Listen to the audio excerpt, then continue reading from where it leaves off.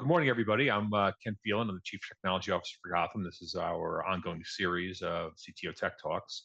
And I've got a return. I think you might be like the number one. I think this might be your third time doing this, Jen. Yeah. We'll have to get you a jacket or something like SNL style. Yeah. Um, but a new talk today with you. In the past, you've been part of our IR response partner program. You worked at Checkpoint doing that stuff. And today we're going to talk about some other problems just because I know you got a new thing going, and I think it's pretty interesting about how you approach it. So maybe you want to just give a quick update and intro, and then we'll kind of dive into it. Yeah. Left Checkpoint about almost a year ago in August. So not even actually 8 months, 9 months ago.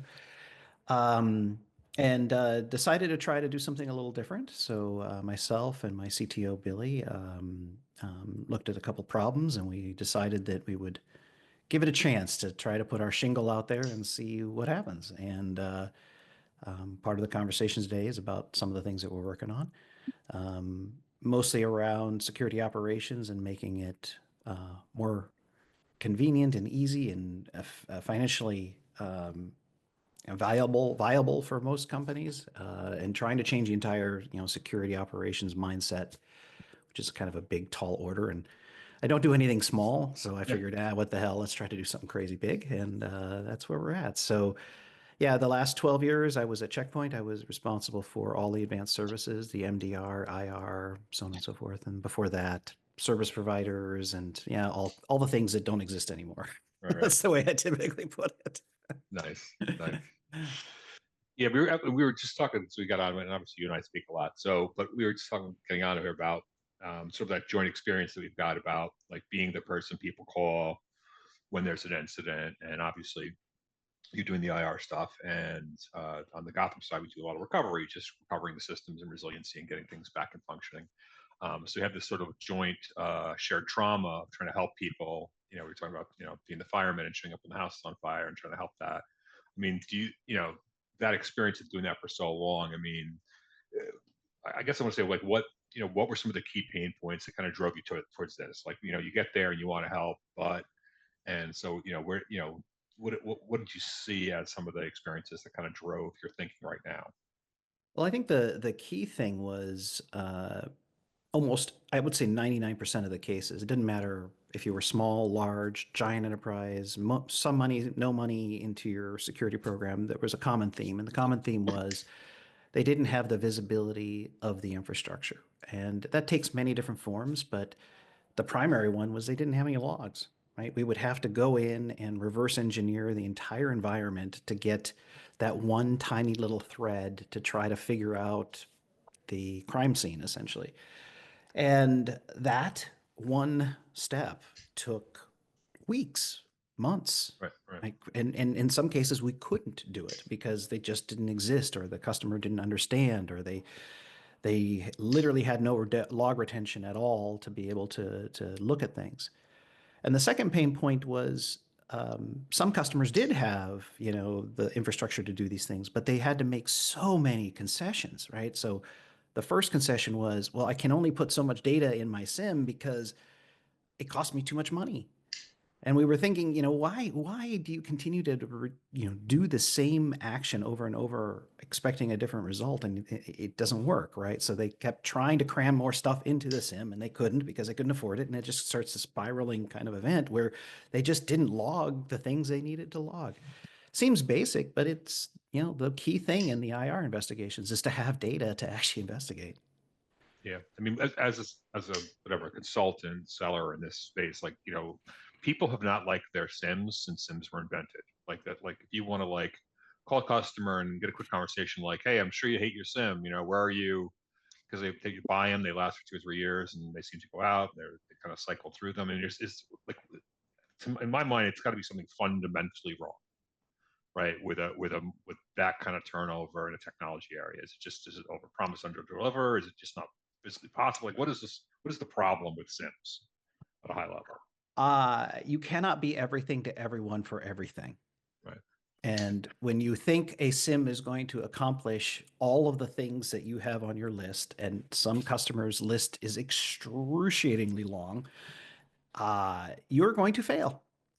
Uh, I would say this even if you look at the platform plays too, right? They can do a lot of things really well, but the three or four things that may be critical to you at certain periods of your day or your month or your year of your business, they're not going to be as great at. Like it's just they just don't have the ability to be the jack of all trades for all things at all times. And I think Sims have historically failed because you tried to do so many things with this one tool, and there's just a realization that you come to that you can't do it all in one place and keep the costs manageable, right? Like it's I've seen customers that have amazingly giant, huge investment in Splunk or Elastic or Microsoft Sentinel, and they put so many eggs in that basket, and that basket can hold a lot of eggs.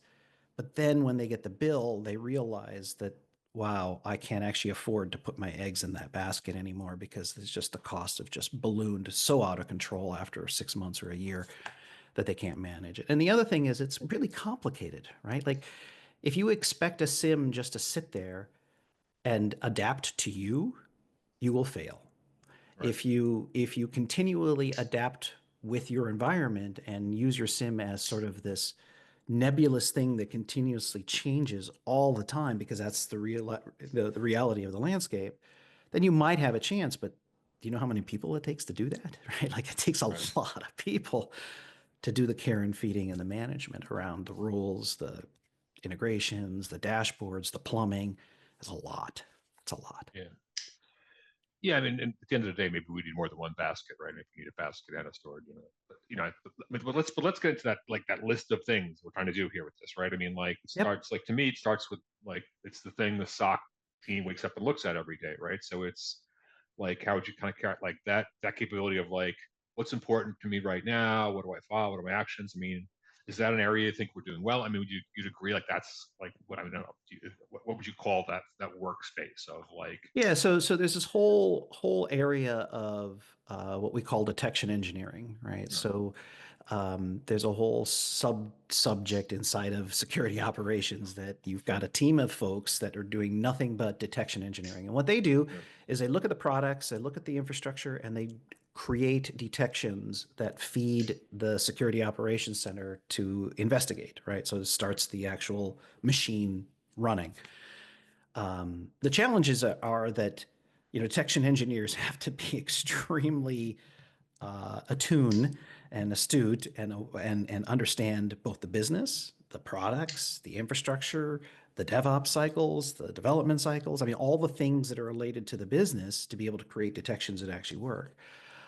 Very few actually have the resources to be able to have detection engineers. So what typically happens is that you subscribe to a service or you have somebody or you use Splunk's, rules and you put them in the SIM and then you expect something magical to happen. But the reality is it's got to be a continuous process of enhancements and refinements and understandings about the things that we're looking at and how do we actually deal with it.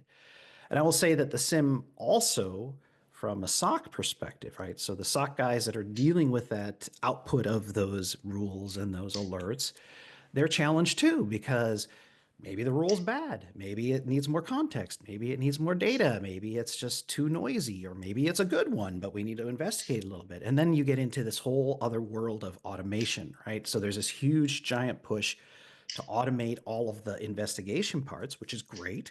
It decreases, headcount costs, it decreases investigation time, but I don't think we're there yet, right? We're really not 100% there yet because analysts are still struggling with alert volume overload. The AI is good, but not perfect. The rules aren't good or they're not perfect and they need to be refined and they need to have a life cycle around it. And I think that whole mess of the realization of how much effort it takes to do security operations is massive. The last thing I'll say is a lot of our customers are using SIMs for dashboards and right, metrics, right? And that's a whole nother subject because, just having a dashboard to see what your health of your entire environment is always an executive's dream, but it's not so simple, right? Like yeah, trying to distill all of that security operationsy stuff with your businessy stuff and tell me what my risk is right this second, it's just doesn't work, right? Um, and then on the metrics side, security metrics and business metrics have always had a challenge to try to come together. But in reality, what needs to happen is I think we need to look at this problem a little differently.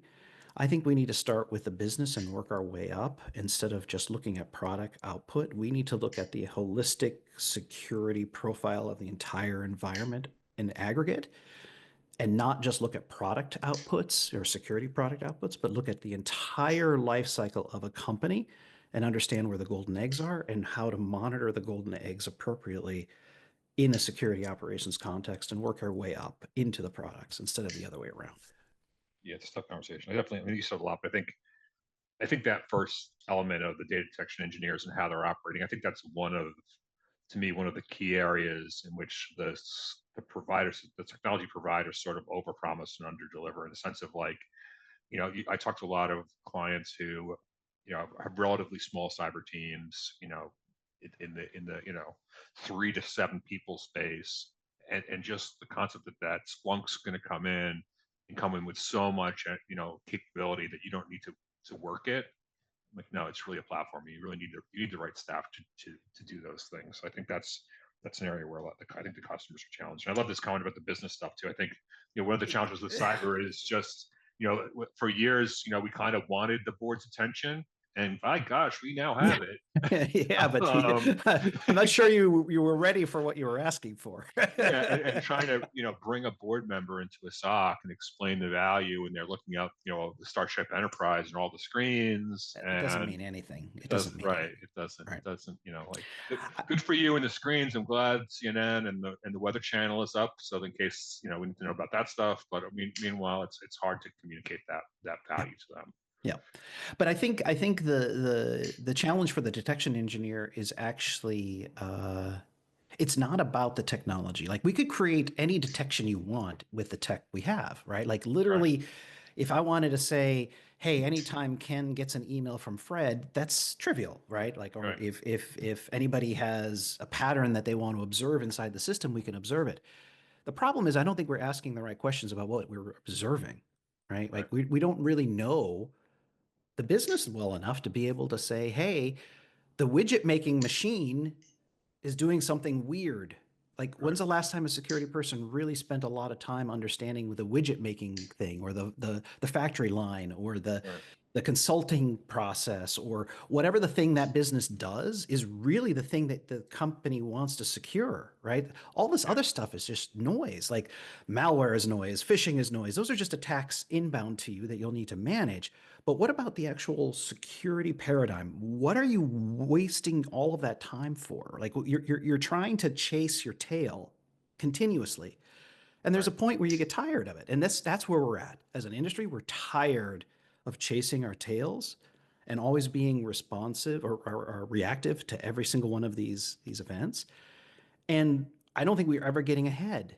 So I think we have to really ask ourselves fundamentally, what is security's value inside of a company's DNA? right, And if you think about it, if you go back to the physical world, it was loss. Like that was the yeah, main right, reason we had securities. People were stealing shit, right? right, right, Um, well, what's happening now? It's the same thing, right? But we're not putting the security controls deep enough inside of the environment, inside of the core golden eggs of the business to be able to truly see and observe how to actually defend against it. So you need a lot of data about the actual core business, not just security products. That's just another tool in your arsenal to be able to defend against the things that are inbound to you. But until you really understand the business, you can't actually adapt. And I think that's where the SOC is stuck, is that it's not deep enough inside of the DNA of the business. I mean, that to me, that problem flows all the way back to it's an IT problem, not just a cyber problem. Like Exactly. No, a SQL server is a 100%. SQL server. We don't know what data. You know what I mean? Like, so as we look at, we've built our silos and our expertise based on our requirements and our capabilities. The concept of tying in, and that's always a fun conversation with people that are going to do risk analysis. And they're like, well, the first thing I need to know is understand what are the golden eggs? What are the assets? And I'm like, oh, nobody knows that. Like, what do you mean? I'm like, what I mean is, we know how we seek, we know what data service we have. Do we know which one's the critical? And most organizations have not done that work for sure. Yeah, Interesting. I think the ability to take the data and holistically apply both the security domain ontology, the language that you speak for security, Yep. and the language you speak in finance, and the language you speak in HR, and all of the other silos. You need the ability to be able to bridge the gap between those silos and those ontologies, those vocabularies, the contexts, and bring it back together into something that we can all understand. And what's so magical about this moment in time is that using LLMs, using AI, using machine learning, we actually have the tools to be able to connect these worlds and the connective tissue between these worlds in a much more interesting way than we ever had in the past.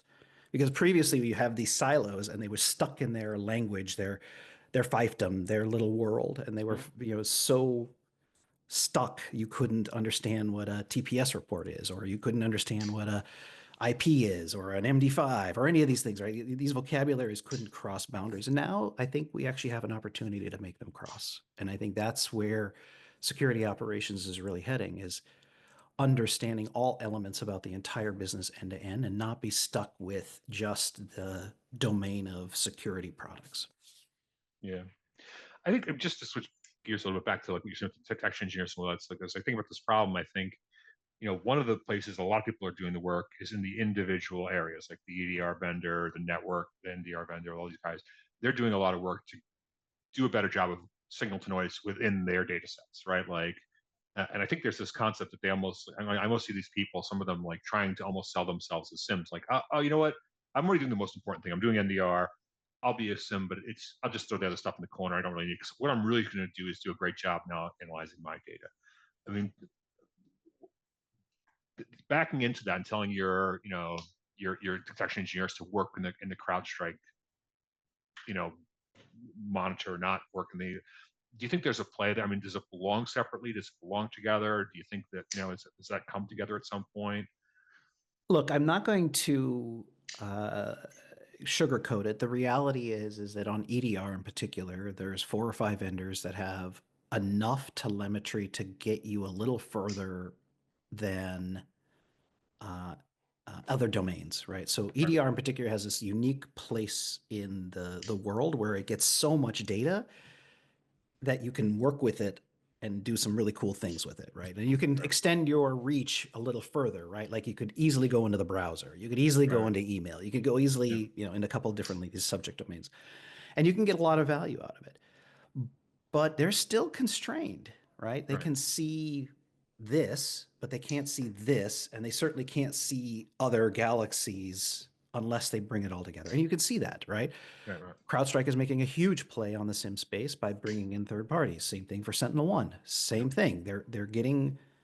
They become myopic, and the moment that you become myopic, you can't see the bigger components around you, and they are looking for other data sources to come into their SIMs, yep, um, and especially on uh, you know, uh, things like OT, IT, cloud, these areas where there's struggle and there's so much yep, data that you can't even get your hands around. They want to be yep. able to see a bigger picture so they can get a bigger landscape and be able to make better decisions. But I think the detection engineer will spend most of their time on EDR because Yeah, that's where the biggest pain is on the day to day. right, right. That's where the signal to noise is best. So let's go back to this whole data problem, right? So we have all of this different data, all of these things coming in here. Let's talk a little bit about just about compliance. Like, I mean, I think when a lot of people, when they look at this log management problem, it's sort of a checkbox that I must keep logs and I must keep them for this period of time. I mean, is that a valid thought, an immature thought? Like, how would you characterize the compliance perspective on this data requirement? Oh, I mean, I can tell you from the reality is no one's actually doing it. So let me Right. just start with that. So let's not sugarcoat it and be like, Yeah. yeah, it's some magical panacea. You click a Yeah. button and you get all your logs. No, Yeah. that Yeah. shit Yeah. doesn't Yeah. actually fly at all. Ken, Right. Right. it's awful.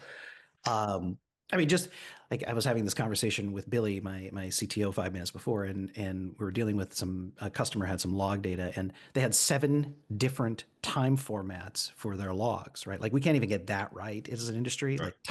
Like Yeah. time should be the most easiest thing, but it's the Yep. hardest of all of them. Yep. So we have a really long way to go. I would say there's no universal standard on how long to keep things. There's no universal approach to formatting. There's no universal approach in the schema of the log and what it contains. There's no universal format on anything. Literally, it's just a wild west when it comes to the form and function of this data. And that makes it really difficult. But what I will say on the compliance side is that I think that you can get a lot more value from all of this data that you're collecting. It's just that no one's really been able to figure out how to make it valuable and outside of the compliance context, right? Like if Yeah, you want compliance, you can throw your logs into an S3 bucket and say, it's right here, auditor, there's my logs, and there's yep, your checkbox and you're happy.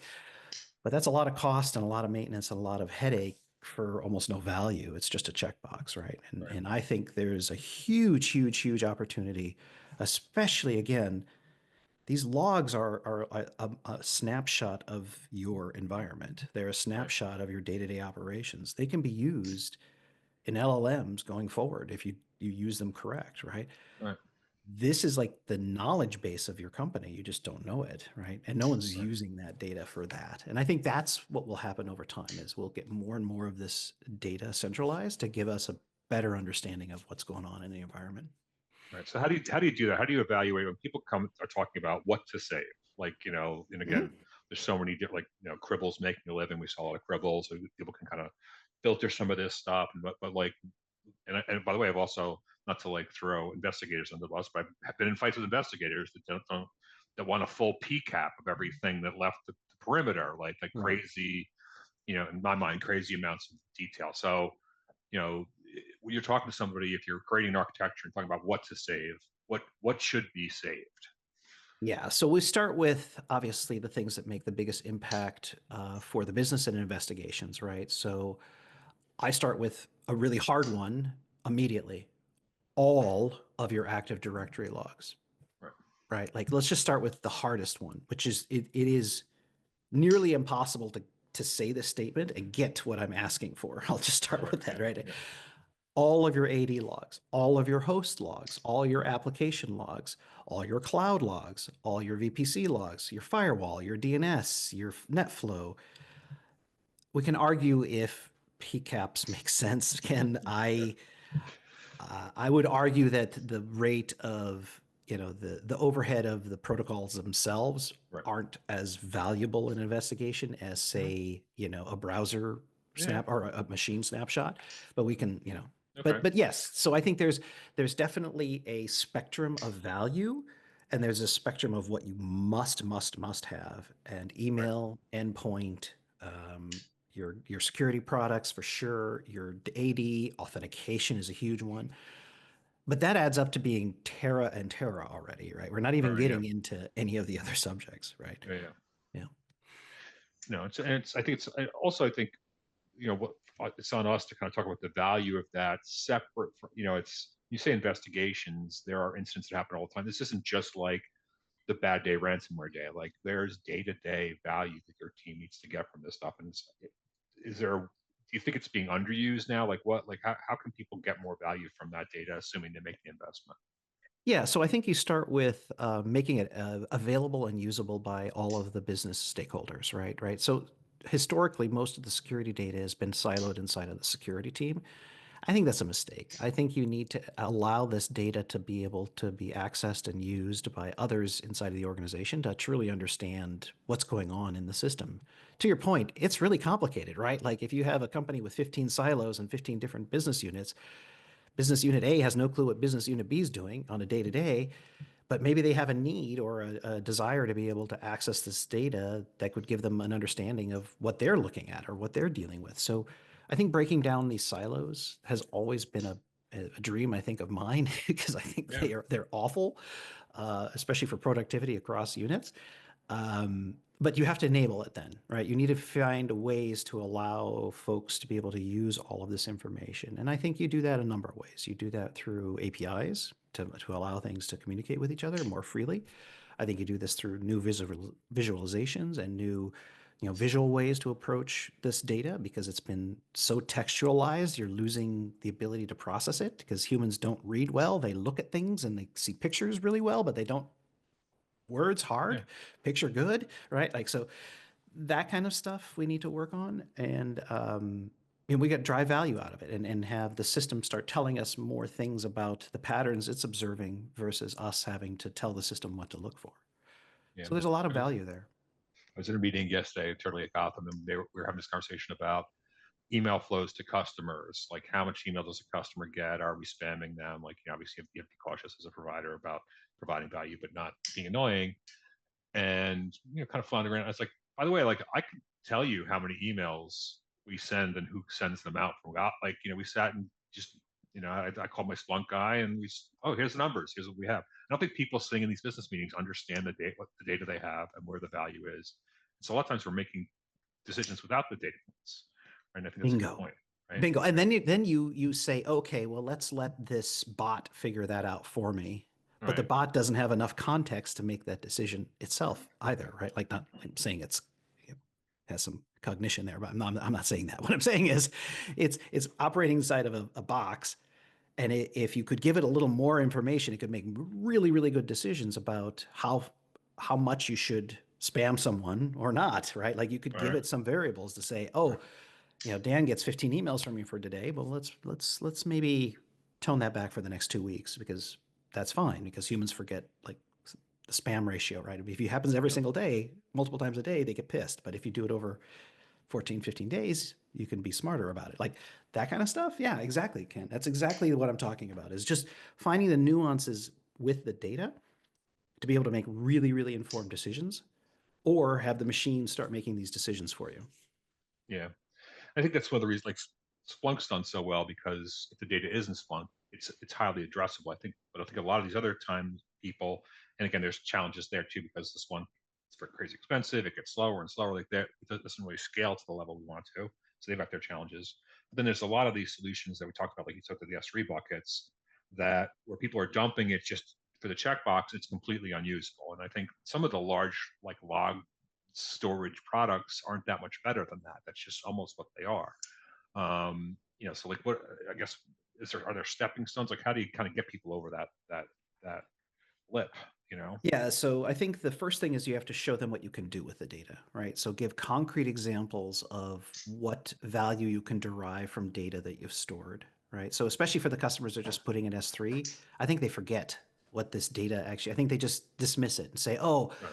yeah, we've got all our net flows there, and we already got our DNS logs there. Those are our exchange logs. But yeah, we just go to it when we ever have an investigation, and it takes us 6 weeks to get the data out. Now we're okay with that, right? Like, Yep. they're sort of defeatist kind of answer to the Yeah. question. Yeah. Um, but I think you give them very concrete examples of what you could do with the data. So what we're laying out is 4 or 5 really good examples of what happens if you have this data available, and what you can empower to do SOC jobs better with Yeah. this data, or what can you do with other business units? What can you give them to give them more information? I think that empowers it. So you got to give a little handholding to Yep. explain where you could take an infrastructure like this, because it's a different, if it's a different approach to the data, it's empowering it and using it instead of just letting it die on the vine. Yeah. Um, So I feel like we're, like, admiring the problem here for too long. So, like, what can you just maybe just take us through what you're doing at LogSeam, mhm. what your you feel like your mission is, and what you're kind of building? So I think, like, we have to kind of understand what that is to kind of understand your perception of what the change is here. So we started out with a very simple premise. The Right. costs are absolutely nuts, right? Right. We figured that if we wanted to be, was it cheap, fast, and whatever, the three Yeah. Yeah. triad is, Yeah. we needed to be 2 or 3 of those of the triad, and we're like, again, this is ridiculous. Why are people paying $3, $4 a gig to be able to look at this data? And we looked at the problem for a while to come up with a really interesting solution. And what we decided was the following. It wasn't price that was ultimately the thing that got us to start this business, but it was a big one. What really got us going was we need to look at this data in a different way. So we designed a system that allows you to bring the price point down dramatically, like a factor of, let's, again, I hate these percentages because I don't mean jack shit, right? And I'm not a marketing guy. I never will Yeah. be. But let's say dollars to the change in your pocket Right. kind of ratio, right? Like that's a huge change going from 3 or 4 dollars to 75, 50 cents a gig, right? Like Yep. that changes the dynamic, number one.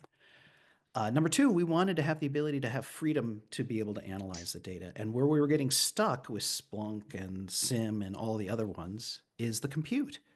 Right. You would typically have to allocate very specific compute units for whatever you wanted to do with your data. And that was your compute. And this is what you get. And that's the size. And if you want more, you can buy another box and put it on the pile it up. That doesn't work either, guys, because at the end of the day, you need something that can dynamically scale compute up and down and horizontally and vertically. And that's why folks like Snowflake and Mhm. Databricks are doing so well, is because they can dynamically scale their compute to their customers' needs.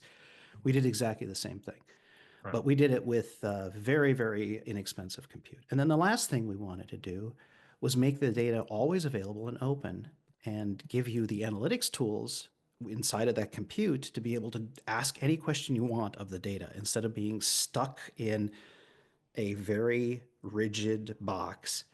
You literally can be visualize this data, you can analyze this data, you can process this data any way you want, right? There's no bounds on which direction to take the data analytics side.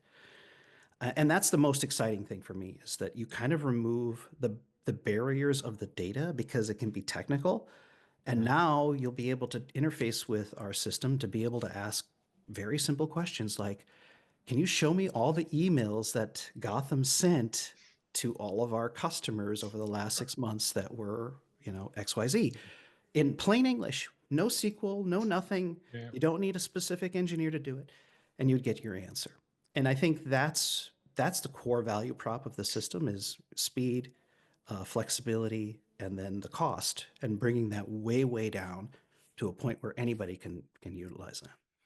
Yeah, I think the world kind of did you a favor, did itself a favor, but I think this motion to everyone moving to SaaS has really educated customers about how much this really costs. Like before, you were buying software, and then you were allocating servers and compute and storage, and maybe you did or didn't see that as most people didn't do a great job of tying this all together and going, hey, at the end of the day, like the S3 charges are the S3 charges. Like it was all in different buckets. No one really was really productizing this. Now that everyone's moving to SaaS, Splunk, everyone included, they're going, hey, this is crazy expensive. Like, and the prices come up every, like there's an awareness, and it wasn't that cheap before. We just didn't realize how expensive it was, Yeah. right? So Yeah, the funny thing is you're 100% right. Um, what we're doing is also using the efficiencies of the cloud to our Mhm. advantage Right, and removed all of the BS that you just don't need. Like right, every single time Billy and I would have a meeting, we would have a conversation of what can we cut out of the infrastructure to reduce costs for the customer, right? What are the things that you don't need to make this thing, you know, the most affordable and most effective? And the funny thing is that the architecture becomes really, really, really simple then, right? We've got compute and we've got storage, and that's it. Like there's functions and there's yeah, software and there's some really cool tech, to bind all that stuff together, but we don't have 15 other things in the infrastructure to muck it up. And that gave us the ability then to say, oh shit, can this run on a Raspberry Pi? And we can run our entire infrastructure now on a Raspberry Pi because we made the decision not to be stuck with a single thing or a single technology that would force us to stay in the cloud. yeah. A lot of my bigger customers, because they had such large budgets and such, they kind of made a strategic decision or tried to make a strategic decision that they really thought that like big data solutions were going to solve the problem here, right? That they could basically use these open source big data solutions, make these cyber data lakes. And I know they've struggled, but I'm going to want to hear from you. Like, why do you think that? What ways does that work, and what ways does it not work? What are the challenges with that? Besides, even if you have a very large budget and you can do the R&D, why does it Yeah, still not work? so I think the classic example is Elastic, Yep, OpenSearch. It's yep, basically yep, all the same thing. That is probably the best example in the industry. So everybody that I know of will start with a basic cluster and say, okay, let's start processing data. What happens inevitably within probably a day of them bringing up a simple, small little environment, they're yeah, like, oh shit, we need more storage, we need more nodes, we need more indexers, we need more cabanas, we need more of this, we need more of that. And then it starts getting bigger. Yeah. And there's a couple inflection points. You got a small, which you can probably manage yourself for a little bit, a medium where everybody falls and it starts getting really complicated, and then a large where it's like, there's no way in hell I could ever run this. I need to outsource this to Elastic because this thing's Yeah. damn complicated. Like it's Sure. really complicated to scale these things out. And that's where the challenge is. Same thing is happening in the Kubernetes world. Right. Exactly the same thing, right? You start with a small little Kubernetes cluster and you think, oh, this is cute, nice, wonderful. Everything's perfect. I love it. This is terrific. I can do anything I want. And then 6 months later, you're looking at yourself thinking, where the hell did all this shit come from? Like, what do I do with Right. this thing? Like, it's hard to manage. It's hard to see it. It's hard to scale it. And I think, again, you can roll your own to a point, but Mm-hmm. if you, Yep. nothing is free. Yeah. So whatever you do, if you do it yourself, triple, quadruple the amount of resources you think it's going to take to be able to manage and maintain it. And that's Yeah. what. I think they did like sort of stumble under their own weight, right? You kind of move forward, and Mhm. then and it gets to be so big you can no longer derive value. The concept of this giant data lake, I always have this image in my head of this giant data lake and Excalibur coming up from the bottom. Like that just doesn't magically happen, unfortunately. The No, bigger the data gets, the harder it is to work with. I like to associate it with like the water system and the sewer system, right? Like Yeah. that's what it ultimately becomes for most customers is like literally recycling your own waste, Right. Right. right? Like that's what it is, right? Um, it's not the beautiful lake in Canada.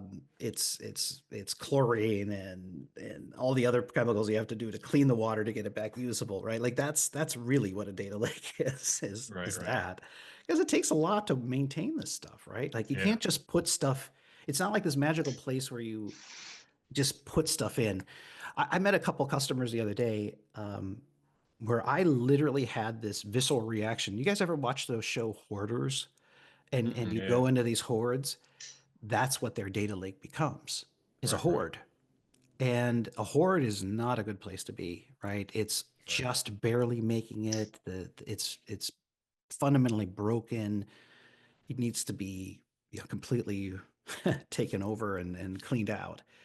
And that's what we're going to do with a couple of our customers is help them clean up that data issue, standardize, make it a catalog around it so you can find things, make it usable, make it indexable so you can see the whole thing instead of just this giant horde of data. Yeah. So let's. I mean, that's interesting. So like, obviously, we talked a lot about the way things are right now. You've got this vision of the way things should be. Like, in your mind, let's I don't say like blue sky, but like, how would this evolve? Like, how would you say? What are the steps? If I'm a Mhm. customer thinking about, I mean, you guys are very emerging with this space. What does this look like for the next, like, in a 3-year plan for somebody if they're thinking about trying to make it better? Well, the first thing we run into almost 100% of the time is a customer comes in saying, I need to save money. That's typically where we start. But when you peel back the onion, that actually has a lot of nuance to it. But the first thing is they want to cut their cost around Splunk or Elastic or Microsoft Sentinel. Those are the three that they Yeah. want to cut costs on. When we look at the problem, though, it's much worse than that. They've already not put data into those systems because they can't put them there because it's just too expensive. So we typically go in and say, okay, customer, let's deal with your long tail. How many days do you feel comfortable with within Splunk or Elastic or Sentinel? Is it 10 days, 14 days, 30 days? Do you want a window of time that you can see? And typically it's about a 30-day window.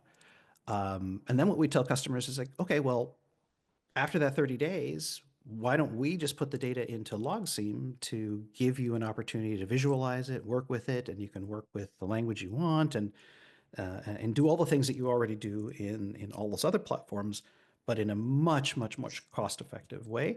And by the way, let's take all those other data sources that you neglected over the last few years into this data source. Just doing that step relieves about 80%, 90% of the back pressure that they have on the financial side. Like it just immediately just makes it just much easier to start consuming this data. That's step one. Step two is adding more and more data into this infrastructure, right? So it starts with your security data, it starts with your application data. I have a customer that wants to put OT/IT information into the system. I have another one that wants to do all their Apache logs, right? Those aren't historically things that you put into a SIM, but they want Mhm. to, so that's great. That's the next step, is just grabbing all of the data and centralizing it, but then making it actionable across the individual domains. So we're actually working with another customer to actually put all of their Salesforce data into the platform. Mhm. And those customers want to be able to tie security events with Salesforce data and start tying these pieces together. I think that's the beginning of the vision, is to be able to take all these disparate data sets and data elements and start tying these individual domains together and start creating a holistic view of your entire organization. That's always been the promise of Splunk and those other Mhm. systems, but they could never get there because they were very centralized on a single index. And for us, Right. we're not, right? We can Right. we can talk 15 different languages at once and we bring it together into a common understanding. And that's the last step of the journey that I see at the moment. There's more steps beyond that, but Yeah. that's a little too grand vision for everybody on this call. No, I think when you first showed it to me, I said, given what this does, I'm not sure I would keep it in the cyber bucket, but I think for sure, I think it's certainly a great place to start. 'Cause I think there is the problem there is very pronounced, whether it's because of the compliance, the size, the amount of work we're doing. I think the long-term ML stuff, and I think people are still working through like what their ML applications are, like where the value is there. Yeah, I think, all these LLMs need one key thing to make a very informed decision, and that is data.